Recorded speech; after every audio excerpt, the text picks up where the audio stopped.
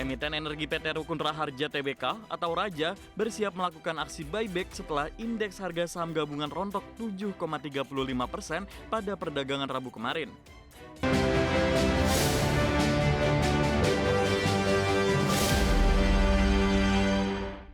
PT Rukun Raharja Tbk mengumumkan rencana pembelian kembali saham atau buyback dengan nilai maksimum 250 miliar rupiah. Langkah ini diambil sebagai upaya perseroan untuk mendukung stabilitas harga saham di tengah koreksi dalam yang melanda indeks harga saham gabungan.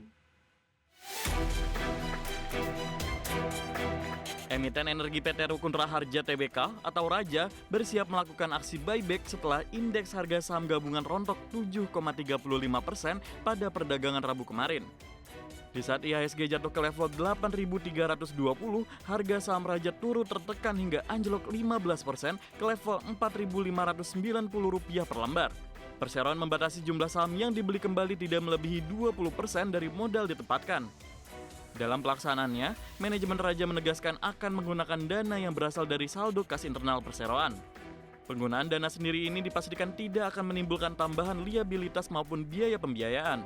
Manajemen meyakini penyisian dana buyback ini berasal dari dana lebih yang tidak akan mengganggu kelancaran operasional perseroan di masa depan. Aksi pembelian kembali saham ini akan dilakukan pada harga yang dianggap wajar dengan memperhatikan ketentuan pasar yang berlaku. Adapun periode buyback dijadwalkan berlangsung selama 3 bulan, mulai 29 Januari hingga 28 April 2026. Langkah strategis ini diharapkan mampu memberikan sentimen positif bagi para investor di tengah tingginya volatilitas pasar modal domestik saat ini. Berbagai sumber IDX Channel. Wakil Ketua Komisi 8 DPR, Abidin Fikri, meminta Menteri Sosial Saifullah Yusuf percepat pembangunan sekolah rakyat.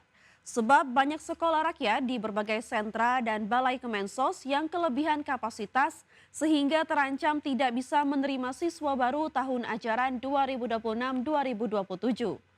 Abidin menjelaskan skema kenaikan kelas pada Juli 2026 akan menimbulkan masalah serius. Siswa yang saat ini duduk di kelas 1 SMP atau SMA akan naik ke kelas 2, namun ruang kelas untuk siswa baru tidak tersedia lantaran seluruh fasilitas gedung sudah terisi penuh. Abidin mendorong adanya koordinasi cepat antara Kementerian Sosial dengan Kementerian Pekerjaan Umum untuk mempercepat pembangunan fisik sekolah di tingkat kabupaten. Menurutnya, pemetaan antara sekolah yang dikelola mandiri oleh sentra Kemensos dengan sekolah hasil kerjasama pihak luar harus dilakukan secara detail. Yang kami kunjungi di sekolah rakyat, khususnya di sentra-sentra, itu sudah over capacity. Artinya tidak memungkinkan lagi pada tahun ajar baru dia menerima murid. Tahun ajaran kan bulan Juli.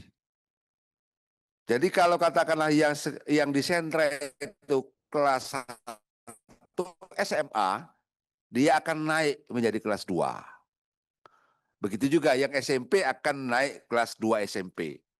Nah, kalau katakanlah dia di sentra-sentra itu tidak bisa menampung, berarti tidak akan ada. PT HM Sampurna Tbk melalui program Sampurna Retail Community atau SRC yang dijalankan oleh anak perusahaannya terus memoles ekosistem toko kelontong mitranya untuk mendorong digitalisasi, peningkatan omset, dan pemberdayaan ekonomi rakyat di seluruh penjuru tanah air.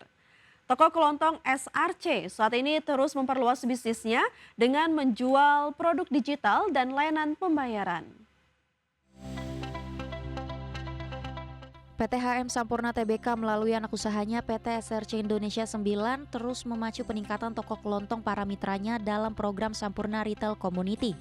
Dalam laporan terbaru, Presiden Direktur HMSP Ivan Cahyadi menyebut bahwa rata-rata omzet toko kelontong yang tergabung dalam RSC meningkat hingga 42% sejak menjadi mitra SRC. Selain itu, sekitar 92% toko telah terdigitalisasi, menunjukkan dampak nyata program ini dalam mentransformasi usaha tradisional menjadi lebih adaptif terhadap era digital. Sejak digulirkan pada tahun 2008, jaringan Sampurna Retail Community telah berkembang pesat dengan lebih dari 250.000 toko kelontong yang tergabung di seluruh Indonesia. SRC juga bekerja sama dengan ribuan grosir dan paguyuban toko lokal, memperkuat keterhubungan dan volume perdagangan di tingkat komunitas. Program SRC tak hanya soal bisnis rutinitas toko kelontong, program ini juga terintegrasi dengan upaya kolaborasi multisektor termasuk pelatihan digital, akses ke layanan finansial, dan transformasi digital keuangan. Sehingga pengusaha UMKM lebih siap bersaing di pasar modern sesuai dengan intervensi strategis pemerintah dan pelaku industri retail. Keberadaan ekosistem SRC juga dipandang memberi dampak ekonomi luas di tingkat lokal, termasuk membuka akses pasar yang lebih besar bagi produk lokal, meningkatkan daya saing usaha mikro, serta menciptakan lapangan kerja di komunitas sekitar toko kelontong. Program ini menegaskan peran HMSP bukan hanya sebagai produsen tembakau, tetapi juga sebagai fasilitator pemberdayaan ekonomi rakyat di tingkat akar rumput. Secara keseluruhan, program Sampurna Retail Community yang terus dimoles dan diperkuat oleh PT HM Sampurna Tbk telah tumbuh menjadi ekosistem retail tradisional yang mampu mengangkat omset, memperluas jaringan digital, dan memberdayakan UMKM lokal.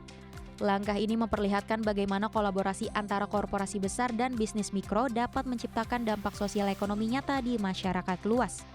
Berbagi sumber IDX Channel. PT Trimitra Transpersada Tbk atau perusahaan yang dikenal lewat merek Bilog terus memperluas ekosistem layanan cold chain atau rantai dingin, di mana perseroan mengambil langkah dengan menambah fasilitas pergudangan berpendingin sebagai bagian dari strategi ekspansi bisnis logistik secara nasional. PT Trimitra Transpersada Tbk terus memperluas ekosistem layanan cold chain atau rantai dingin. Hingga akhir tahun 2025, Bilog telah mengoperasikan sekitar 15 fasilitas cold storage sebagai bagian dari jaringan rantai dingin untuk mendukung kebutuhan penyimpanan berpendingin di berbagai wilayah, termasuk fasilitas terbaru di Bandung yang telah resmi beroperasi sejak Oktober lalu. Perluasan ini menjadi dasar penting untuk layanan suhu terkontrol yang semakin dibutuhkan pasar. Sebelumnya, langkah ekspansi ini didukung oleh hasil IPO Bilog pada Juli 2025. Di mana perseroan menghimpun dana sekitar 140,8 miliar rupiah yang sebagian besar dialokasikan untuk pembangunan gudang berpendingin di beberapa kota seperti Tangerang, Pontianak, dan Makassar, serta penambahan armada logistik berpendingin bagian dari strategi memperkuat jaringan distribusi dan layanan end-to-end. Ekspansi fasilitas cold storage Bilog menunjukkan fokus strategis perusahaan menjawab permintaan pasar akan logistik berpendingin yang terus meningkat, terutama dari sektor makanan, farmasi, hingga baterai yang menuntut kontrol suhu ketat sepanjang rantai pasok. Dengan memperkuat cold storage dan integrasi armada, layanan Bilog semakin siap memberikan solusi logistik komprehensif di seluruh Indonesia. Sebagai perusahaan logistik terintegrasi yang kini bertransformasi bergerak dari layanan 2PL menjadi 3PL dengan dukungan infrastruktur pergudangan dan teknologi, Bilog memperkuat posisinya untuk menjawab kebutuhan pelanggan besar. Optimisme ekspansi cold chain ini sekaligus memperluas kapasitas layanan, memperkuat jaringan nasional, serta mendukung pertumbuhan pendapatan perusahaan dalam jangka menengah ke depan. Berbagi sumber IDX Channel.